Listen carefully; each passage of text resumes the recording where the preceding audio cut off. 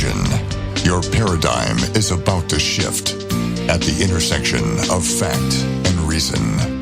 You're entering Kingston Country. I'm Dan Kingston, and you're listening to the Dan Kingston Podcast. Big news day today, and my voice is a little bit scratchy, so power through this with me as we cover these important topics. Steve Bannon in handcuffs, entering the FBI Monday, reminding us to stay focused as he entered the FBI and put in handcuffs. And the jury deliberations begin today in the Rittenhouse trial.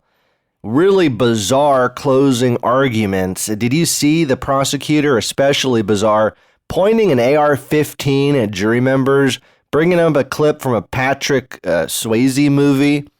But I want to focus right now on Steve Bannon, because this is showing that the Biden administration is willing to go after political rivals, and this has never been done in America. We've always resisted this. Could you even perceive at any point in time in your life that America would be imprisoning political rivals, that we'd have political prisoners in America? And that's what's happening today.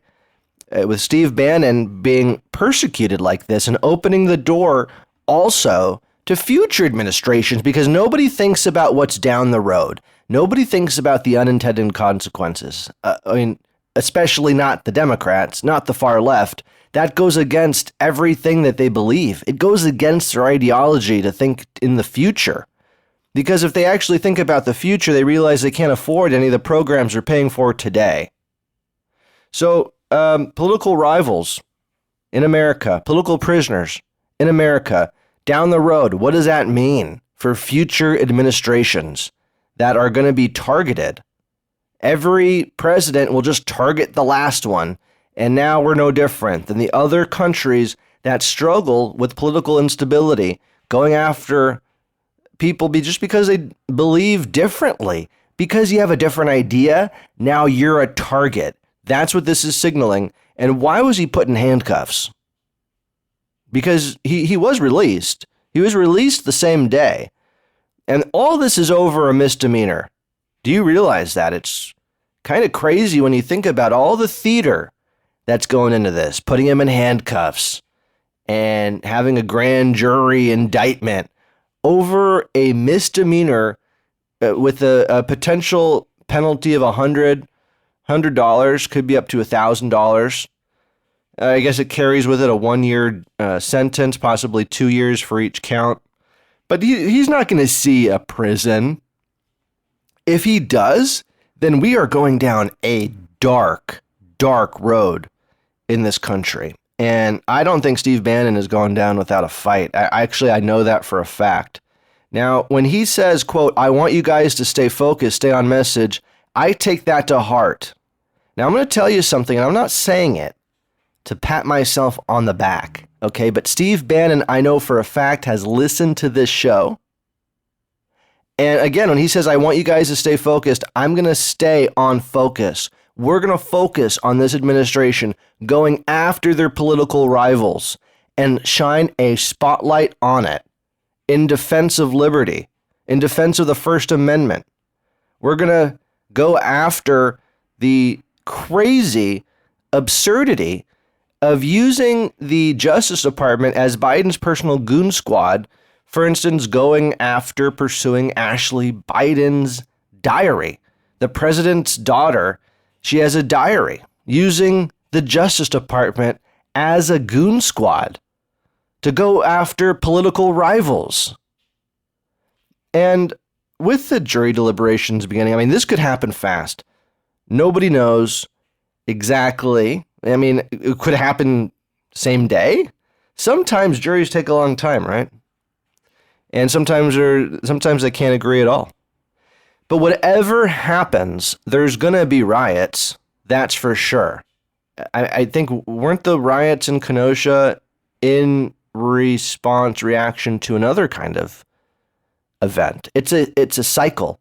It's a repeating cycle, and it's a never-ending cycle of violence. But this time, I guess they're sending in 500 National Guard troops, and hopefully they can keep the peace. What I've heard is that none of those National Guard troops are carrying guns. They're all just going in with their hand-to-hand combat because you don't bring a gun to a fist fight. Now, of course, I'm being satirical. You have the prosecutor saying you don't bring guns to a fist fight, showing a clip from a Patrick Swayze movie. Come on. Hey, there's a point where he points an AR-15 at every jury member with his finger on the trigger. Binger does this. Alec Baldwin? Anyone? Did you not just hear about what happened on the set of Rust? Did the prosecutor, did Binger personally check the chamber of the AR-15? Even so, the first rule of gun safety, you don't point guns at people. You don't point a gun at someone unless you intend to use it. And I was taught that. I don't even, I don't use guns. I grew up in Berkeley. You think I go to the gun? You think there's gun ranges in Berkeley? It's a different culture, and all these people out here in California pontificating about what it's like in Kenosha, it's absurd. It's like, there are different cultures, there's different communities, and there is something called the Second Amendment. And different communities and different people have guns in different ways. I mean, you can't imagine somebody walking around with a gun here in Berkeley. I mean, that would just not fly. It wouldn't fly. So it's shocking. It's shocking to anybody in Berkeley to see that. Now, it's a different culture in Kenosha, isn't it? And a lot of these people coming in, they're not from Kenosha. They're riding. They're being bussed in probably from Chicago, right? That'd be my guess. Anyway, on some lighter news, did you hear about this is kind of a rising star, Sophia Urista of Brass Against. It's a rock band. And she was filmed urinating on a fan, on a guy. He came up on stage.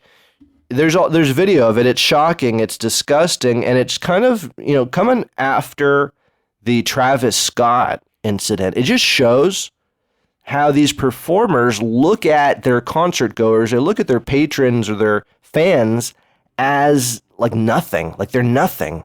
They can be just sacrificed or peed on. It's a true story. There's video of it. She says, I gotta go pee really, she's saying to the crowd, I gotta go pee in the middle of her performance. And she says, there's no time. Well, I gotta make a show of it. She says that, I got to make a show of it, and brings up a guy on stage who lies down, and some guys are into it. I mean, some guys, this is like, oh my God, maybe you're listening and getting really turned on right now because this is something you really like. And this guy apparently was one of those individuals because he was, and all this is on video. Not that I'm not saying you want to see it. I watched. And it's, it's shocking, but in 2021, in our culture, in our society, with the celebrity idol worship, it's actually not that surprising. Kingston Country. You've been listening to the Dan Kingston Podcast.